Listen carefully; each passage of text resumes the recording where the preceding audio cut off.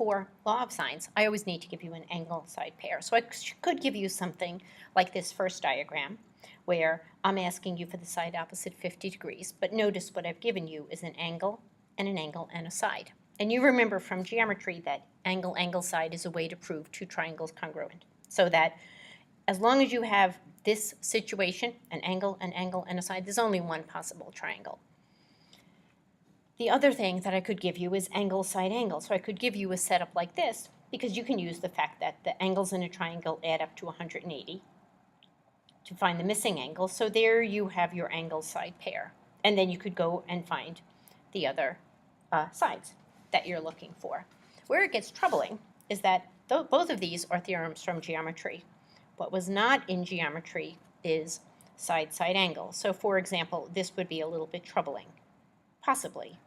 I'm going to give you an angle. Let's say this is 30 degrees. That's a 30 degree. I'm going to take an adjacent side. Let's say this is 10 inches.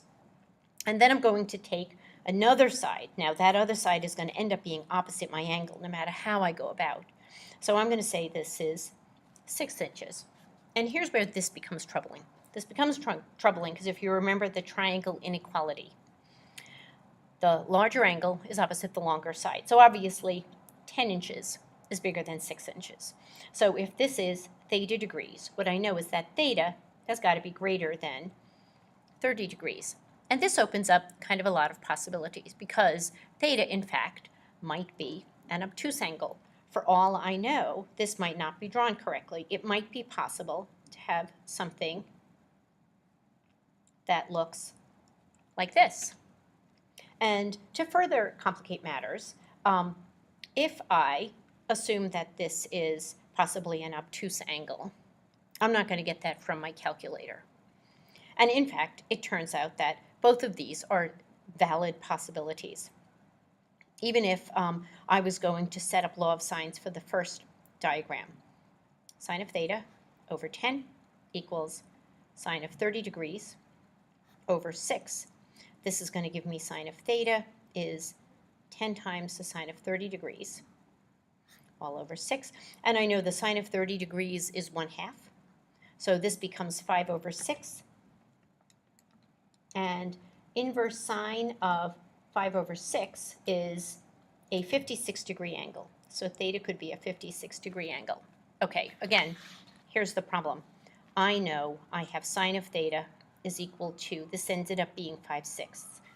There, in fact, are two places on the unit circle where the sine is 5/6. The one over there and one over here. So that, yes, theta could possibly be 5/6, but I know that this has two solutions between 0 and 180. So that the other possibility is that, in fact, my little reference angle here is 56 degrees, in which case I could have theta be the supplement of this. So 180 minus 56 would give me 124 degrees. So this could be 124 degrees. So this is ambiguous. Both of these are perfectly reasonable triangles. And here's a little illustration as to why this works. Okay, if I have a 30-degree angle, let's just construct a 30-degree angle, and I'm going to put a little 10-inch ramp here. Well, one thing I know about, perhaps I have a hinge here, right? I have the third side hanging off here. I know if I was going to go straight down, the shortest distance possible, this would have to be 5 inches, because I have a 30, 60, 90 triangle. If instead my missing side is 6 inches, well, I know the 6-inch side could lay out in that direction, or I could tuck the 6-inch side just in a little bit, kind of like this. Right? So these are two possible triangles. And again, I'm going to outline them for you. So one of them is this, in which case that missing angle is acute, right? This is my acute angle. In the other situation, I have this triangle, in which my missing angle is obtuse. Now, the one thing I'll notice is, let's focus on what we have over here. As far as these two triangles, the two possible sides, they form an isosceles triangle. So whatever I find for theta over here would be theta right over there. So that this angle is always going to be 180 degrees minus theta. So let's do an example here. I'm going to take a situation where, okay, another piece of paper. So in this situation, I'm going to say that we have a side-side angle situation. So I'm going to give you side A is 6, side B is 8, and the measure of angle A is 35 degrees. And I always put angle A in the lower left-hand corner. So that's A, this is 35 degrees. I know side A is going to go opposite this, and I'm going to put B over here, right? So this is 8, and I'm going to put 6 over here. Okay, now here's one thing I know. I know that 8 is bigger than 6.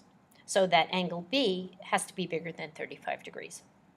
This opens up the possibility of having 2 triangles. So one could look like this. The other possibility is that we could have something like this. And I'm going to solve both of them. So first I'm going to look for angle B here. So I'm going to say sine of B over 8 equals sine of 35 over 6.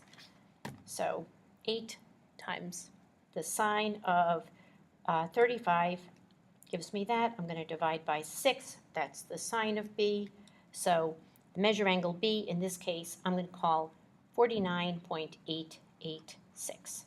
And right away, 49.886, right away I'm going to come over here. And the measure of angle B in this situation is just going to be the supplement. So this is going to give me 130 degrees, 0.114. 130.114. Okay, now let's finish this off. In this case, I'd like to find angle C. So the measure of angle C, I'm just going to use the fact that we have 180 degrees to work with, and I am going to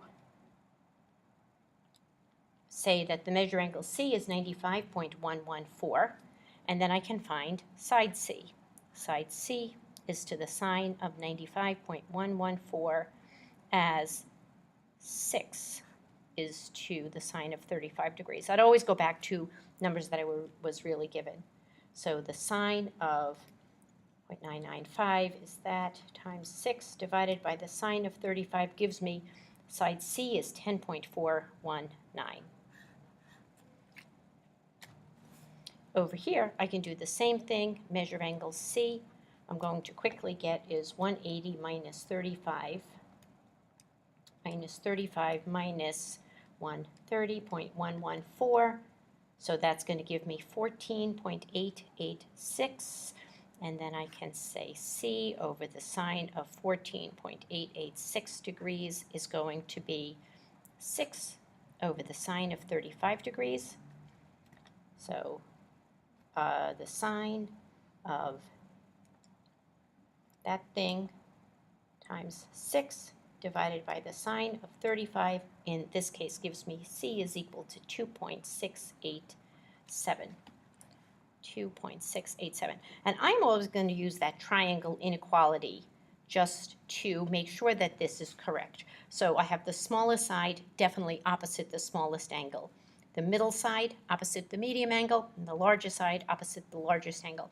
And I could do the same thing over here. This is 10.419, and C was 95.114. So the longest side is definitely opposite the largest angle.